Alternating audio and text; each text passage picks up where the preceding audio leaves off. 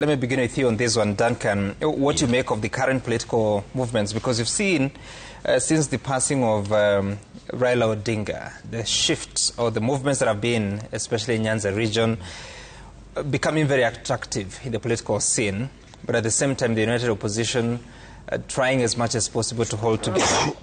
What are you seeing yourself? I had said it severally on this show that there is a normalcy in Kenya where we've had political parties revolving around individuals, as opposed to, strong policies to strengthen themselves. So, such that devoid of this particular individual, you find that there is chaos, there is confusion, and there are tantrums. And that is what we've been used to. And I think that is something that gradually we may outlive, and I hope we will outlive. And of course, there were always very silent fears and murmurs. What if Raila Odinga is not around? What will happen with ODM? Will ODM have someone who will be the automatic Joshua that will now be proceeding with the journey to Canaan?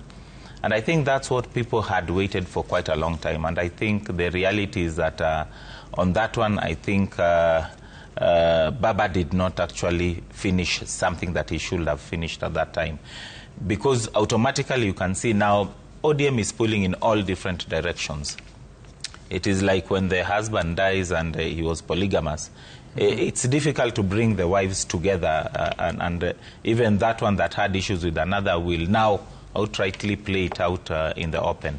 So the reality is that Nyanza is now not really united as had been or has always been perceived. And the issue here is about now who then will take up the mantle. So when there are divisions like those, you find that it's very easy now for someone to feel that I can actually take a chunk of it. Of course, many say that they are still now under the wings of William Ruto because of where Raila Odinga left the region in. But at the end of the day, the reality is that there is a lot of simmering tension.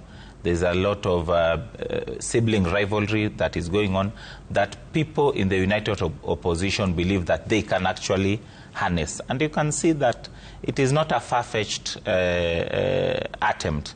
And just the visit by Kalonzo Musyoka, which told you a lot. He went and he was received at the Kisumu governor's office very pompously, like a national leader, from the airport all through until when he went back. And that is so significant, and that is something that anyone in Kenya Kwanza, of course, will want to think it's just a wild dream. And to that extent, you find that Luo Nyanza is heading towards where my learned colleague and classmate, where they come from. They've actually been divided into several pieces and never put their eggs in one basket. And it is something that if it's not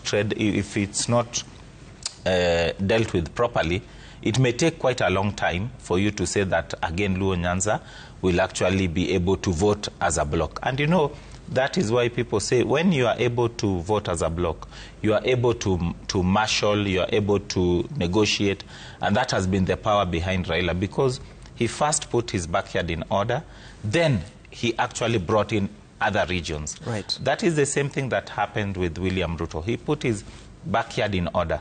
Then he was able to now rope in other people. That is exactly what Rigathi Gachagua is also doing, as much as people are throwing stones at him. Because you put your backyard in order, then you are able now to bring other people to partner.